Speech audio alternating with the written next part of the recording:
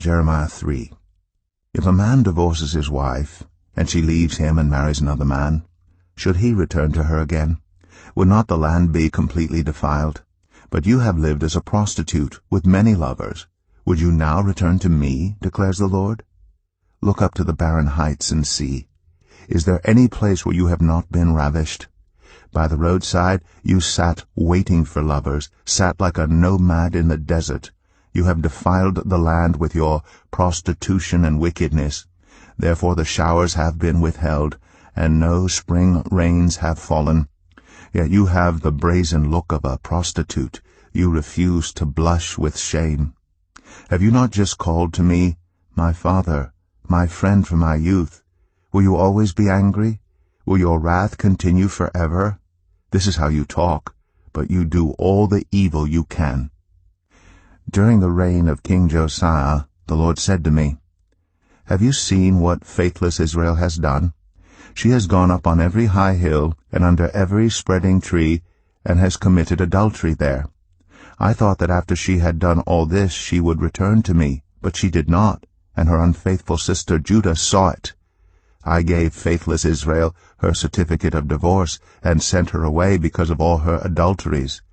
Yet I saw that her unfaithful sister Judah had no fear. She also went out and committed adultery. Because Israel's immorality mattered so little to her, she defiled the land and committed adultery with stone and wood.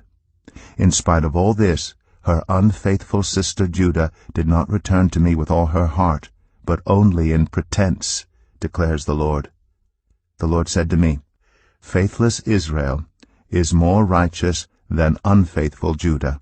Go, proclaim this message toward the north. Return, faithless Israel, declares the Lord. I will frown on you no longer, for I am faithful, declares the Lord. I will not be angry forever. Only acknowledge your guilt. You have rebelled against the Lord your God. You have scattered your favors to foreign gods under every spreading tree, and have not obeyed me, declares the Lord.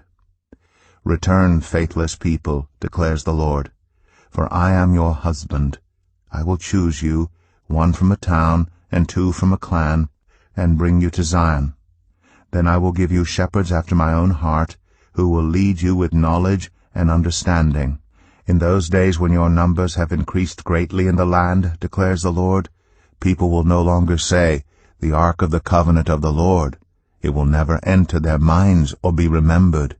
It will not be missed, nor will another one be made.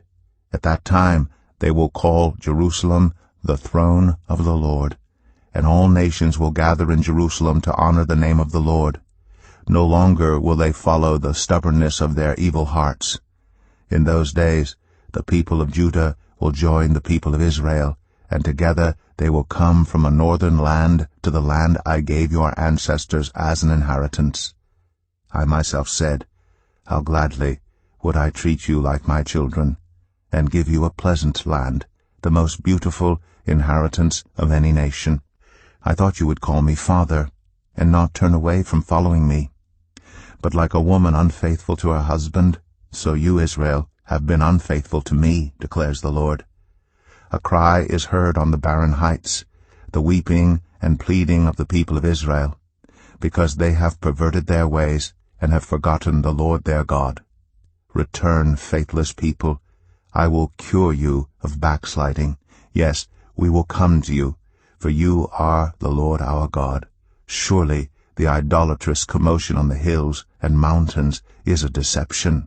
Surely in the Lord our God is the salvation of Israel. From our youth shameful gods have consumed the fruit of our ancestors' labor, their flocks and herds, their sons and daughters. Let us lie down in our shame, and let our disgrace cover us. We have sinned against the Lord our God, both we and our ancestors.